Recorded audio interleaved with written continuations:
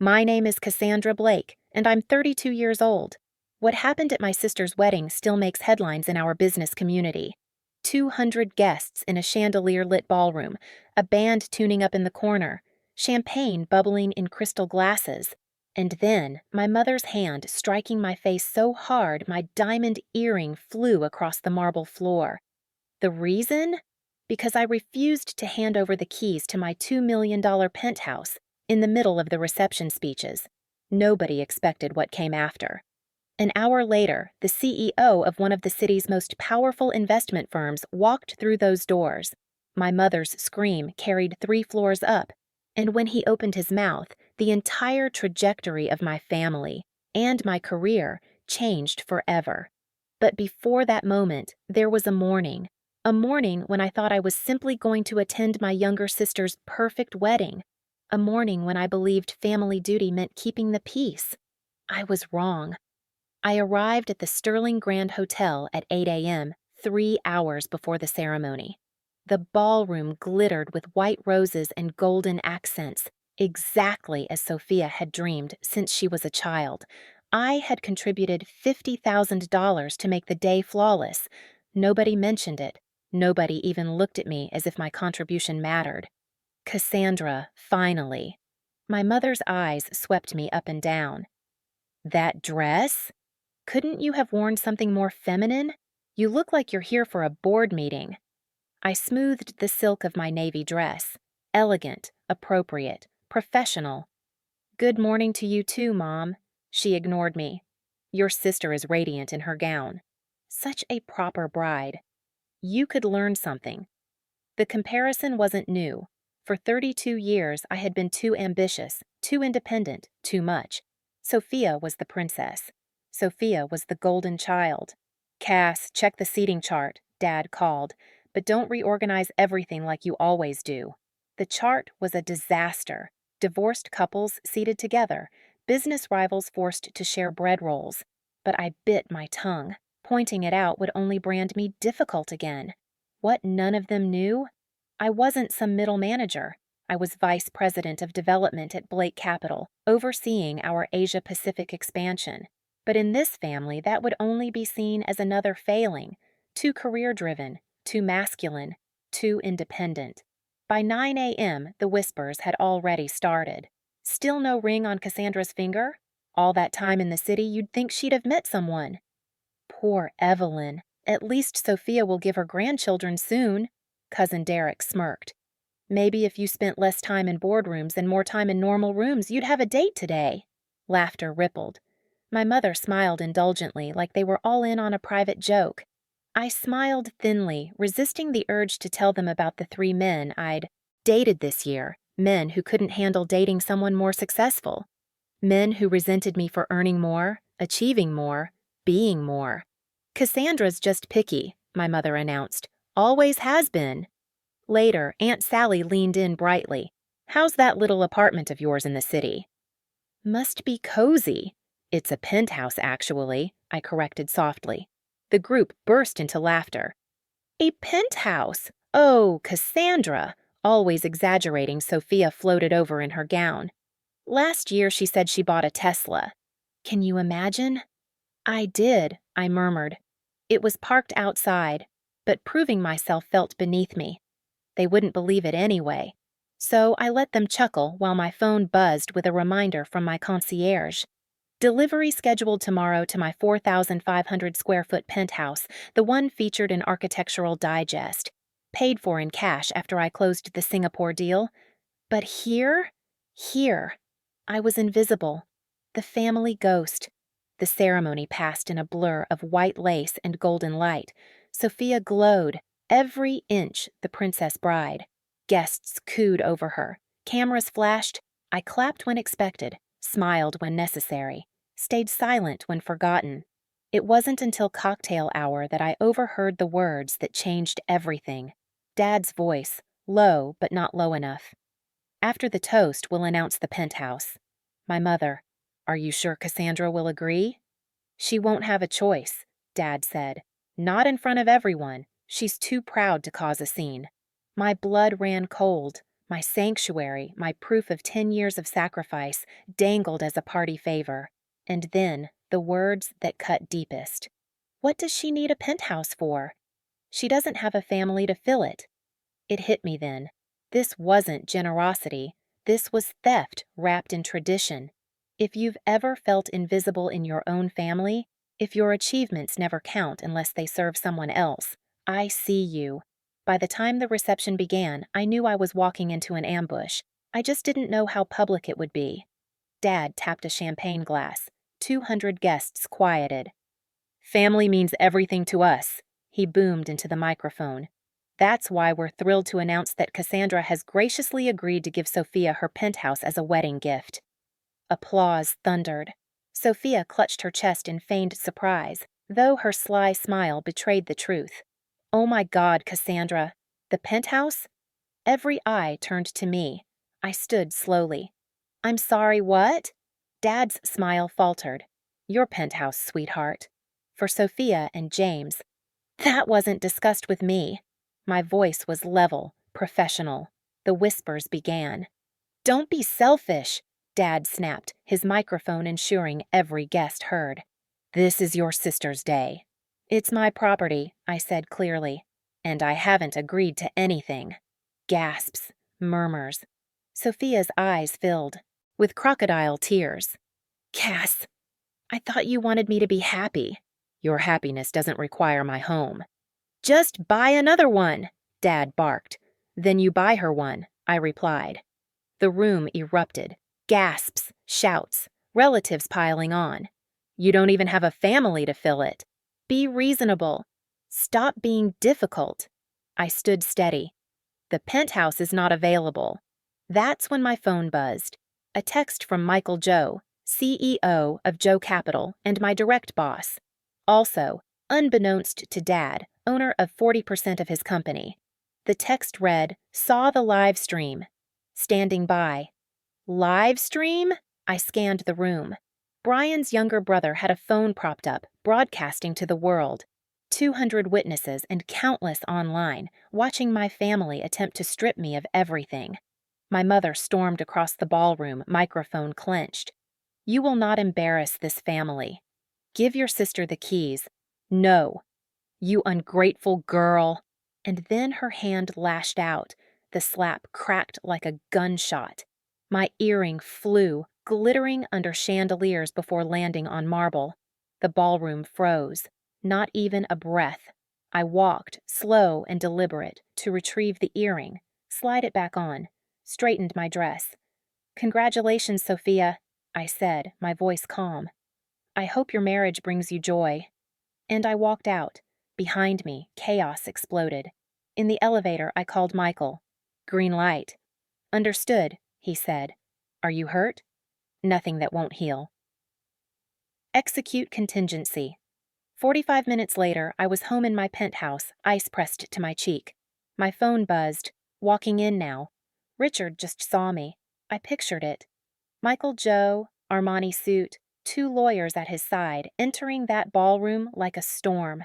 My parents paling at the sight. Minutes later, my phone rang. Michael had me on speaker. His voice carried through the stunned silence of the ballroom. For clarification, he said, Cassandra Blake is not just my employee. She is Vice President of Development, responsible for our Asia-Pacific expansion. The Singapore deal? She led it. The Tokyo office? Our most profitable branch? She built it. The Samsung partnership? She negotiated it. She is one of the most valuable executives in this city. Gasps. My father's weak protest. My mother's shrill denial. Michael pressed on. The penthouse you tried to coerce her into surrendering. It was part of her executive compensation. And our agreements contain protections that activate in cases of coercion, which, given the live stream, now viewed 20,000 times, is exactly what happened. My father sputtered. This is family business. The moment you made it public, it became my business, Michael cut in. Richard, as 40% shareholder in your company, I can call a board meeting within 24 hours. And unless you issue a full public apology, acknowledging Cassandra's achievements and her right to her own property, I will. The ballroom fell silent. Even the band had stopped tuning. Guests looked at one another, unsure of where to stand. My mother's face turned red as she shouted into the microphone, "This is outrageous! She is twisting everything." Michael's tone didn't waver. "Mrs. Blake, your behavior tonight was not only unacceptable, it was illegal. Assault, coercion, attempted misappropriation of assets, all captured live and already circulating online." Whispers spread like a storm. Guests shifted uncomfortably, realizing they had been complicit in my humiliation minutes before. The tide had turned. Dad tried one more desperate plea. "Michael, please. We're family." Michael's voice was sharp. "Family? Is this how you treat family? By ambushing your daughter in front of 200 witnesses? By striking her when she refuses to surrender her property?" The ballroom erupted in murmurs. I didn't need to be there to know the shift had occurred. No one was laughing anymore. No one was dismissing me as dramatic or selfish. They were watching my parents unravel. I hung up and sat in silence, the city glittering beyond my windows. My phone buzzed again, texts pouring in, colleagues, acquaintances, even strangers, some messages sympathetic, some shocked. But one theme ran through them. You were right to stand your ground. By the next morning, the clip was everywhere. The slap, the gasp, the reveal. Business news anchors debated whether it was a family matter or a corporate scandal. Online forums dissected every second, some condemning me as cold, others hailing me as a role model. But what mattered were the private calls. Executives congratulating me, investors asking about partnerships, women in leadership positions sending quiet messages of solidarity. I wish I'd had the courage to say no when my family tried to control me. Meanwhile, my father's empire began to shake. 3 of his largest contracts were under review. By the end of the week, 6 had pulled out entirely. The same people who toasted him at weddings now questioned his judgment. His arrogance had been broadcast to the world, and investors do not forgive arrogance paired with weakness. 2 days after the wedding, Dad's apology went live. Stiff, lawyer-crafted, but public. I acknowledge my daughter Cassandra's professional achievements and her right to her own property. It didn't matter that it lacked warmth. It mattered that the words were spoken aloud, broadcast to the same audience who had watched him try to humiliate me. My mother refused. She turned to social media, posting long rants about betrayal and selfish daughters. Screenshots spread across Twitter. Commentators tore her apart. "Now we see where Cassandra's strength came from," one wrote. "She had to be strong to survive that." Sophia called me late at night, her voice trembling with fury. "You ruined everything. Brian's family is furious. They think I married into chaos." I said softly, "Your marriage fell apart the moment it depended on taking something that wasn't yours." She sobbed. "You're cruel." "No," I said. "I'm free." 4 months later, the divorce papers were filed. While my family crumbled, my own career accelerated. Michael called me into his office. The board was impressed. "They want you promoted. Senior Vice President of Global Operations. You'll oversee not just Asia Pacific, but Europe as well." I blinked. "Because I got slapped at a wedding?" "Because you stood your ground," Michael said. "Because you protected company assets under unimaginable pressure. Because you didn't flinch when the world demanded you bend. That's leadership." The promotion came with a 40% raise, enough stock options to buy another penthouse, though I didn't. My sanctuary was enough. By the time Forbes listed me in their 40 under 40, the wedding incident had faded in public memory. I wasn't the humiliated daughter anymore. I was the executive who turned betrayal into power. And yet, behind closed doors, the story lingered. Business leaders whispered about it over cocktails. Women I'd never met messaged me on LinkedIn, thanking me for proving they didn't have to shrink themselves for family. I cut ties with my parents completely, changed the locks, banned them from my building. For the first time in my life, my peace wasn't at risk of being bargained away at someone else's table. Michael became more than a boss. He became the father mine never was. His daughters looked up to me. "You're proof," the older one told me, "that we don't have to let anyone define our worth." That meant more than any apology could. Sophia texted me once more. I hope you're happy. You destroyed my life. I didn't destroy anything, I replied. I just stopped being your sacrifice. She never wrote again. Every morning now, I sip my coffee by the floor-to-ceiling windows of my penthouse. The sunrise blazes across the skyline, gold spilling over glass towers. And every day I remind myself, this isn't just property, it's proof. Proof that when I was cornered, I chose myself. Proof that peace, once claimed, is worth everything. But this was not the end of the story, not even close, because fallout has layers, and the deeper you go, the more you see who people truly are. The weeks that followed were chaos. If the wedding had been a spectacle, the aftermath was a wildfire. The video didn't just go viral, it metastasized. Business blogs, gossip forums, even mainstream news anchors dissected it frame by frame. The slap, the gasp, the reveal of Michael Joe's presence. And always, in the middle, me. At first, I wanted to disappear, to crawl into my penthouse and let the storm burn itself out. But Michael had other plans. Visibility is power, he told me. Don't hide from this. Frame it so I did. I accepted speaking invitations, women in business panels, leadership conferences, even a late-night interview where the host leaned across the desk and whispered, "Off the record, thank you for not giving in. My mother tried to guilt me into selling my first company to fund my brother's startup." The applause after that segment was the loudest of the night. Meanwhile, my father's world was imploding. Patterson Industries, gone. Kim Electronics terminated their contract. Williams Logistics issued a statement that they do not partner with companies whose leadership demonstrates coercive or abusive behavior. Each press release was another nail in the coffin of his empire. At home, I imagined the walls closing in, his temper, once contained, boiling over. Mom trying to spin her narrative only to be mocked online. Sophia trapped in a collapsing marriage while pretending everything was fine. For years, I had been the ghost of the family, the shadow, the scapegoat. Now, they were the spectacle. I was the headline. But even as the world applauded me, nights were harder. I'd wake at 3 a.m., the phantom sting of that slap burning my cheek, my heart pounding with the remembered silence of 200 people watching me be struck. Trauma doesn't vanish just because you win. Michael noticed. Therapy, he said bluntly one morning over coffee, not because you're broken, because you deserve peace. He was right. I found a therapist who specialized in family trauma.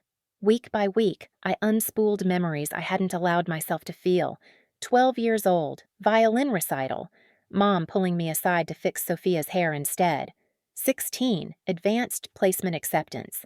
Dad's warning, don't get big-headed. 21, internship abroad. Mom's guilt trip, Sophia will miss you. Don't you care about family? Every memory another slap, smaller than the one in the ballroom, but cumulative. By the time my mother's hand struck me at the wedding, it was simply the physical echo of a lifetime of dismissals. My therapist leaned forward. Cassandra, you've been saying no your whole life. You just didn't realize it. That night, you said it loud enough for everyone to hear. The clarity was painful, but freeing. 4 months later, Sophia's marriage collapsed. Counseling had unearthed the truth Brian's family suspected. Sophia had been raised to believe the world owed her. Marriage, to her, was another stage for being adored. Brian wanted a partner. She wanted an audience. When the divorce papers came, Sophia posted cryptic quotes online. Some sisters ruin everything. Blood doesn't always mean loyalty. Her followers sympathized, but the cracks showed. More and more people commented, "Wasn't your sister the one slapped? Didn't your parents try to steal from her?" Her narrative didn't hold. She texted me once. "You got what you wanted." I lost everything. I stared at the words for a long time before replying. I didn't take anything. I earned what I have. There's a difference. She never responded. Meanwhile, Dad's health faltered. The stress carved lines into his face. His once square shoulders slumped. Whispers reached me through industry contacts. Drinking more, sleeping less, muttering about rebuilding. But business reputations are fragile. Glass, not steel.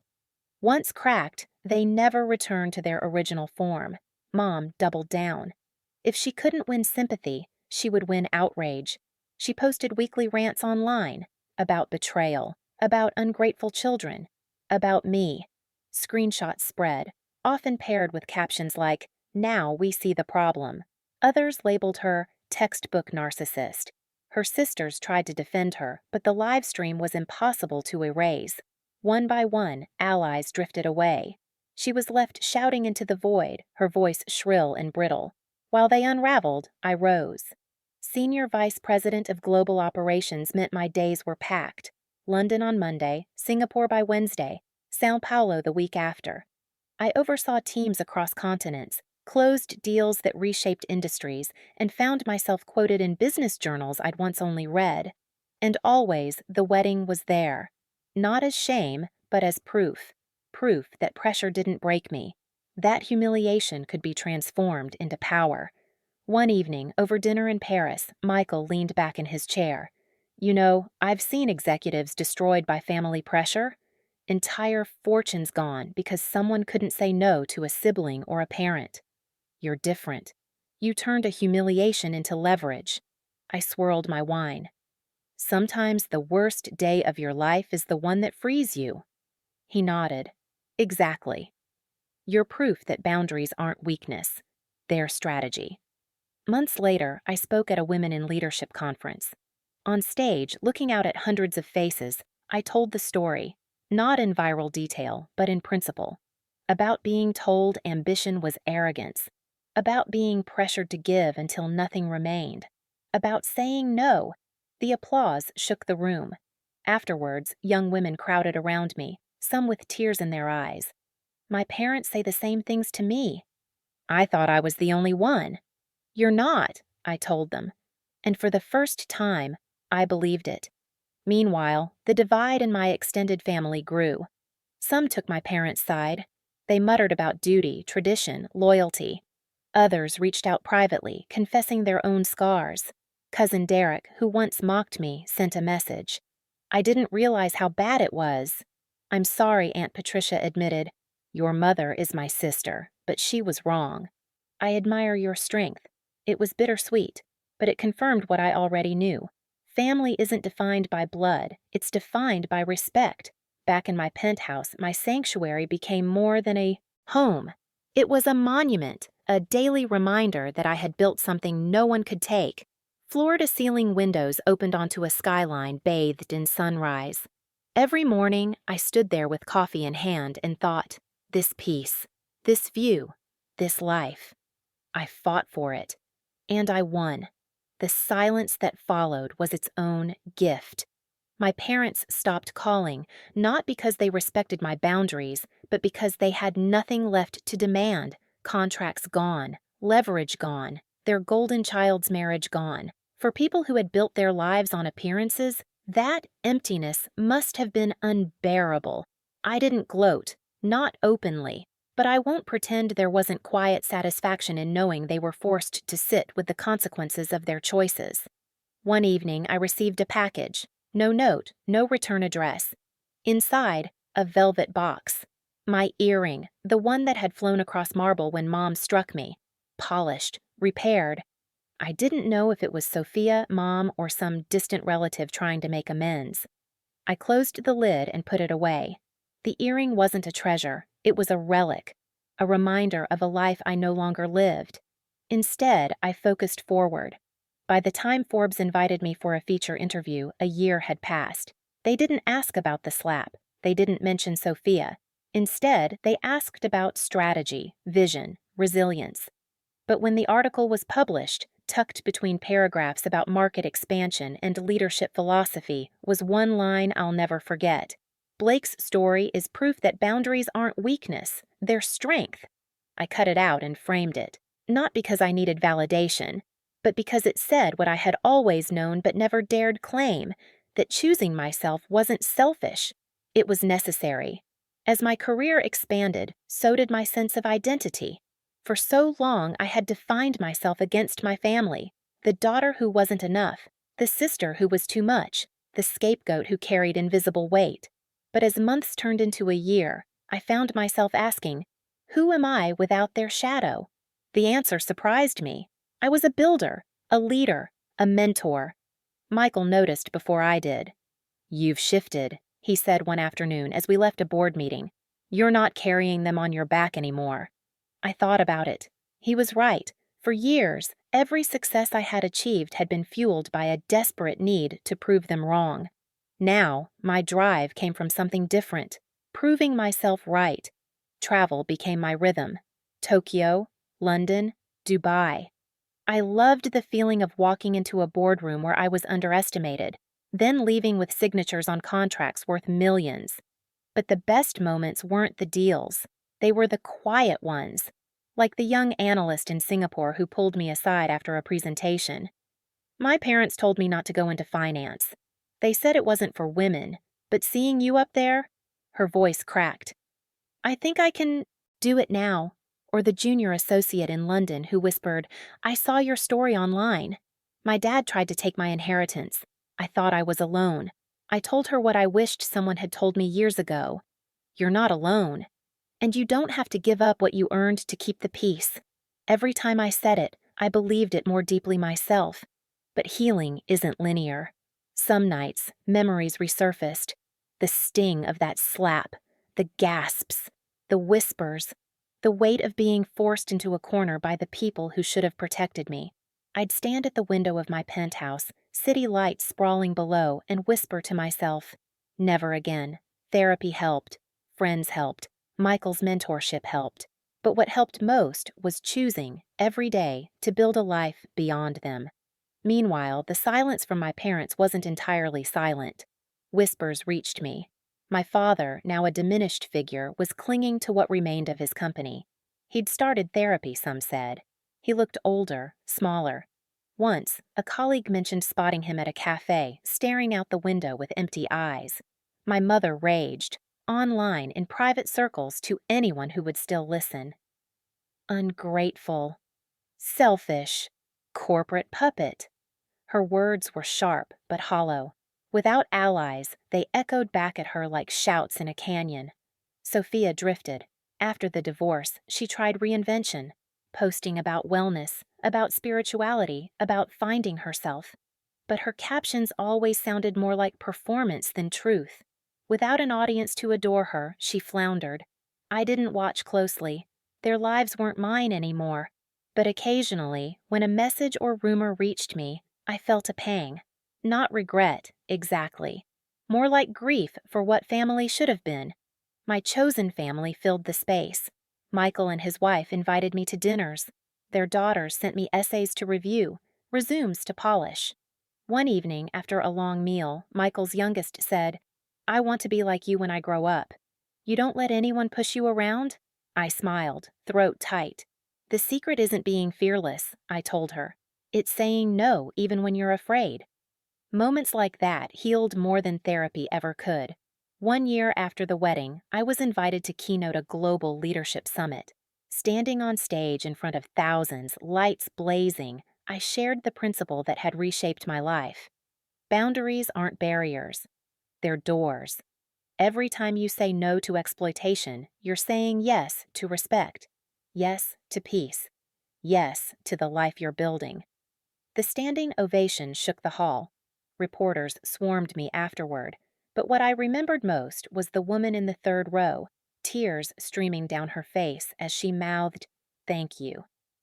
That night, back in my hotel room, I looked at the skyline of New York and realized something. The slap that was supposed to break me had become the foundation of my strength. Back at the Penthouse, life settled into a rhythm. Coffee at sunrise, calls with teams across time zones, travel, negotiations, quiet evenings where I cooked for myself and let silence be a comfort instead of a punishment. Occasionally, a letter would arrive. From Dad, never long, always in the same uneven handwriting. I'm sorry. I wish things had been different. I hope you're well. I never replied. Forgiveness is possible, but reconciliation requires trust. And trust, once shattered, isn't easily rebuilt. Mom never wrote. Instead, I heard about her secondhand. A rant on social media here, a bitter remark at a family gathering there, always painting herself the victim, always refusing to see her role. It didn't sting anymore. If anything, it confirmed my choice. Sophia reached out once, nearly 2 years later. A simple text. I don't know who I am without being the favorite. I stared at it for a long time, then typed back, then maybe it's time to find out. She never replied. By then, I had built something stronger than approval. A reputation in business as a strategist, a leader, a survivor.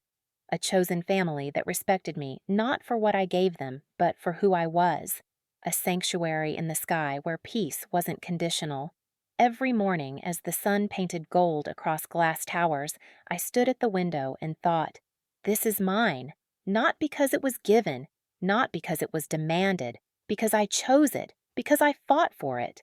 And that was enough. The second year after the wedding marked a turning point.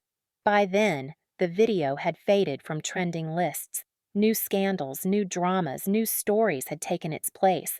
But for those who remembered, it had become legend. In boardrooms, people whispered about the executive who stood her ground. At conferences, strangers approached me quietly. "You're Cassandra Blake, right?" The one who... They never finished the sentence. They didn't need to. We both knew. At first, I hated that the slap was my legacy. But over time, I realized it wasn't the slap people remembered. It was the number, the defiance, the refusal to be cornered. And if that was my reputation, I could live with it. Forbes invited me back for another feature, this time not as a rising leader, but as an established one. The headline, Cassandra Blake, Building Boundaries into Power. The article traced my journey from analyst to senior vice president. It mentioned the wedding only briefly, in one line. Her refusal to be coerced has become a case study in corporate resilience. That was enough. The rest was about the future I was building, expansion into Africa, new partnerships in South America, mentorship programs for young women in finance. It felt like rewriting my story in real time, no longer defined by the ambush but by what I built after. Meanwhile, the distance from my family grew permanent. Dad's company limped along, smaller, diminished. Rumors swirled about restructuring, about potential buyouts. Some said he was tired. Others said he was bitter. I didn't check. His world wasn't mine anymore. Mom remained entrenched in her narrative. To her, I was forever the betrayer, the selfish daughter, the ungrateful child. Let her believe it. It kept her out of my life. Sophia drifted. No marriage, no stable career, no clear path. Sometimes I wondered if she would ever find herself outside the role of favorite, but wondering wasn't the same as responsibility. Her life was hers to build just as mine had been. What I built was peace. The penthouse became more than a sanctuary.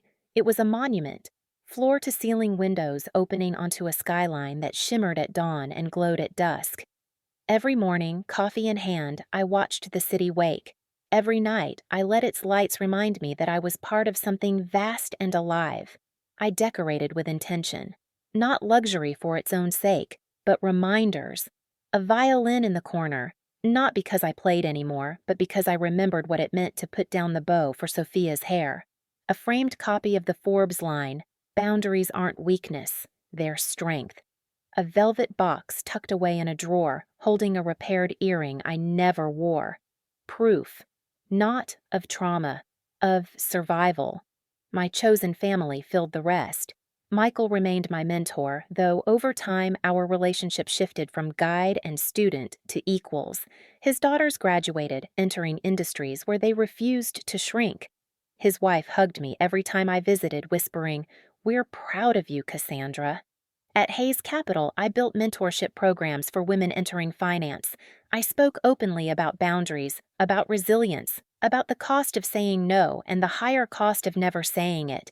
And each time a young woman told me, I thought I was alone, I remembered the ballroom, the slap, the silence, and I knew the story had been worth it.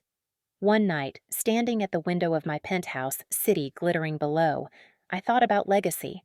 Not the kind written in contracts or stock options, but the kind etched into memory.